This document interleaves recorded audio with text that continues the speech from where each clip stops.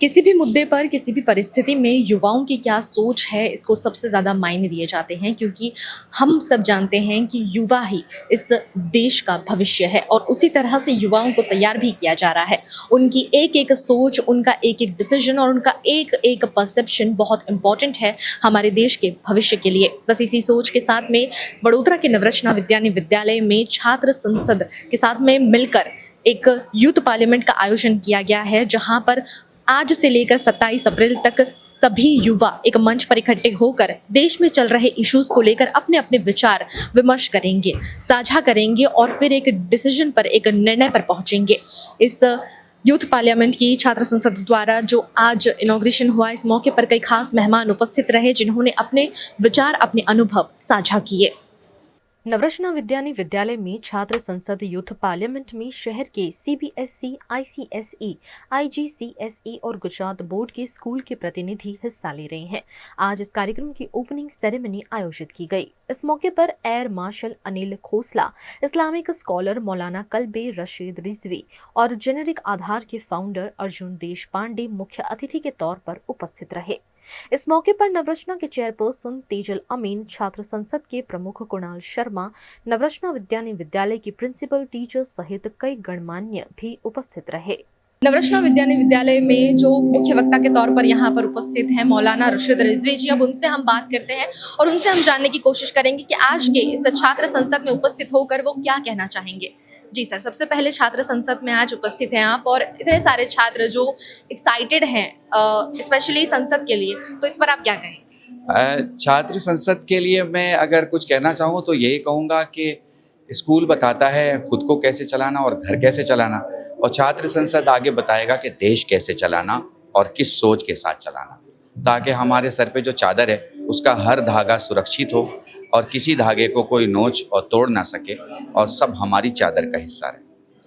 आप एक धर्मगुरु हैं और इस वक्त जो देखा जा रहा है, दुखद बात है कि धर्म की कुछ विवाद जो अटैक अभी हुआ है उसके चलते और भी ज्यादा बढ़ गया है। ऐसे में जो युवा है उन्हें आप क्या संदेश देना चाहेंगे कि वो सामाजिक फैसले इन धर्म के छोड़ कर लें? देखो, बहुत सिंपल सी बात है, हमारा देश सर्वोपरि है और देश के 25 करोड़ मुसलमानों के दिलों को मैं समझता हूँ कि वो देश के साथ हैं। तिरंगा हमारी चादर है और शायद हमारा कफन भी, कि अगर हम जाएं तो तिरंगा में लिपट के जाएं, इससे बड़ी और कोई ख्वाहिश किसी मुसलमान की हो नहीं सकती। तो मुझे लगता है सरहद पर चाहे वो कोई भी बॉर्डर, अगर दुश्मन हम पे हमला करता है तो वो हमारा दुश्मन, हम उसके दुश्मन, और हमारी एक ही सोच है, देश एक, हम एक, और हमारी एकता ही हमारी जीत है। जब युवाओं को सही एग्जाम्पल मिल जाए उनके सामने तो वो उस दिशा में अपने सपनों को, अपने डिसीजंस को ले जाते हैं। कुछ ऐसा ही एग्जाम्पल सेट किया है अर्जुन देश पांडे ने, जिन्होंने बहुत ही कम उम्र में अपने स्टार्टअप को शुरू किया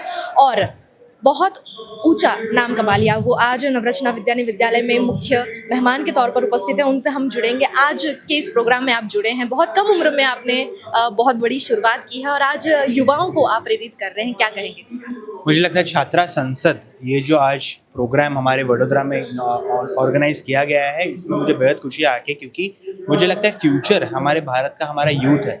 और हमारे देश में अगर आप देखेंगे कि आज 750 मिलियन यूथ है, जो कि हमारे यूएस और कनाडा के पॉपुलेशन से ज़्यादा यूथ हमारे कंट्री में है, जो कि देश का भविष्य है। तो मुझे लगता है कि हमारे देश के भविष्य को और सक्षम बनाने में, मुझे लगता है कि जो मैंने चीज़ जेनेरिक आधार की जो शुरुआत की 16 साल की उम्र में, ये लोगों तक, ज़्यादातर युवा तक, मतलब क्योंकि आज मतलब जो 30 साल तक युवाओं को पता ही नहीं होता हमको ज़िंदगी में करना क्या है।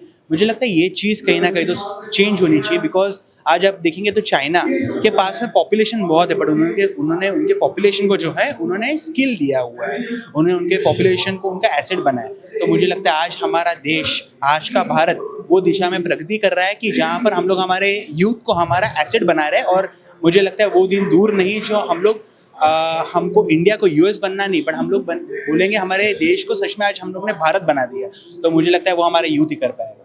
सक्सेस को कभी भी हमारे दिमाग तक नहीं जाना देना चाहिए, ये रतन टाटा सर से सीखना चाहिए। मतलब मैं ऐसे इंसिडेंट्स बताऊंगा, हर संडे को जब मैं मिलने जाता था सर को, तो वो जो सिंप्लिसिटी है ना, तो जो एक ह्यूमैनिटी है जो रतन सर में भर भर के थी, मुझे लगता है कि आज भी, मतलब मैं जब भी लास्ट तक उनको जब मिलने जाता था, वो खुद उनका दरवाज़ा जो है बाहर का खोलने आते थे उनके गेस्ट के लिए, नहीं तो जो उनको मिलने आता है। मुझे लगता है कि पैसे से बड़ा एक इंसान होता है, और मुझे लगता है वो इंसान हमको बनना चाहिए, हमारे यूथ को बनना चाहिए। और यही मैं संदेश हमारे देश के युवाओं को दूंगा कि रतन टाटा सर से सिंप्लिसिटी और उनका वही आदर्श रखना चाहिए हमको।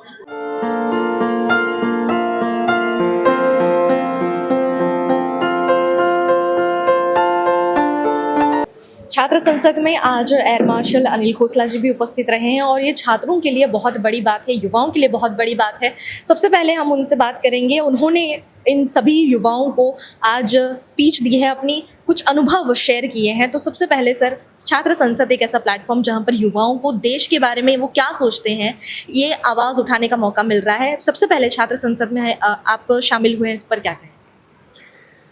तो मैं छात्र संसद से पहले भी जुड़ा हुआ रहा हूँ और मॉडल यूएन जो है दूसरा इनिशिएटिव है। तीसरा इनिशिएटिव है एक वाइट कैनवस का, जो कि making the youth of the country future ready school colleges में। ये जो 3 प्रोग्राम हैं ये बहुत अच्छे हैं। आई विश कि जब मैं स्कूल में था उस समय ये प्रोग्राम किए जाते हैं। तो छात्र संसद की आपने बात की, ये बहुत ही अच्छा इनिशिएटिव है और स्टूडेंट्स ही इसको, जो फॉर्मर स्टूडेंट्स हैं उसको ऑर्गेनाइज करते हैं और स्टूडेंट्स उसमें पार्टिसिपेट करते हैं और जो देश की जो लाइव इश्यूज़ हैं वो डिस्कस की जाती हैं और बिल्कुल वैसे ही डिस्कस की जाती हैं जैसे कि लोकसभा और राज्यसभा में की जाती हैं।